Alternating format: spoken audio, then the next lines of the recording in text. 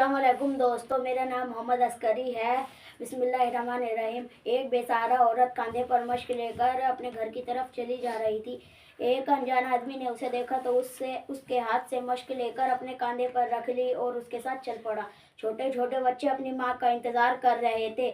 मश्क को ज़मीन पर रखते हुए पूछा, तुम्हारे घर के हालात देखकर लगता है कि तुम्हारे घर में कोई मर्द नहीं है, लेकिन मुझे बताओ तुम ऐसे बेसहारा कैसे हो गई। उसने कहा, मेरा शौहर एक बहादुर सिपाही था। हज़रत अली बिन अबी तालिब ने उसे एक महाजंग में भेज दिया। अब जंग के दौरान वो मारा गया। तब से इन कमसिन बच्चों के अलावा मेरा इस दुनिया में कोई नहीं है। तब से इन कमसिन बच्चों के अलावा मेरा इस दुनिया में कोई नहीं है। मेरा इस दुनिया में कोई नहीं है। उस अनजान आदमी ने अपनी ज़बान से कुछ न कहा और बल्कि गर्दन झुकाई और घर के बाहर आ गया। वो हमा वक्त उस बेसहारा औरत और कमसिन बच्चों के बारे में सोचता रहा। उसको रात को नींद न आई और सुबह उठकर गोश्त, आटा, खुरमे लेकर बेसहारा औरत के घर पहुंचा। आवाज़ दी। बेसहारा औरत ने दरियाफ्त किया, तू कौन है? मैं वही बंदा हूँ जिसने कल तेरी मदद की थी। आज मैं बच्चों के लिए कुछ खाने पीने का सामान लेकर आया हूँ। परवरदिगार तेरा भला करे। मेरे और अली के बीच का फैसला तो खुदा ही करेगा।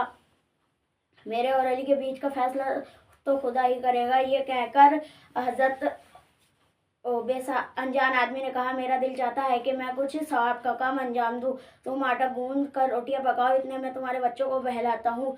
और अनजान आदमी ने खुरमे निकाले और बच्चों को खिलाते खिलाते कहने लगा, बच्चों में हज़रत अली बिन अबी तालिब को माफ़ कर दो। उन्होंने तुम्हारे मामले में कोताही की है। उन्होंने तुम्हारे मामले में कोताही की है। ये सब मंजर चल ही रहा था कि उस बेसहारा औरत की पड़ोसन आई और कहने लगी, लानत हो तुझ पर, तू इन्हें नहीं पहचानती। ये हज़रत अली बिन अबी तालिब हैं हज़रत अली बिन अबी तालिब हैं जो तू इन सबसे ये काम करवा रही है। लेकिन करवा रही है। ये सुनकर वो सामने आई और कहने लगी, मुझे माफ़ कर दीजिए। हज़रत अली ने कहा, नहीं, मैं तुझसे माफ़ी मांगूंगा क्योंकि मैंने ही तेरे मामले में कोताही की थी।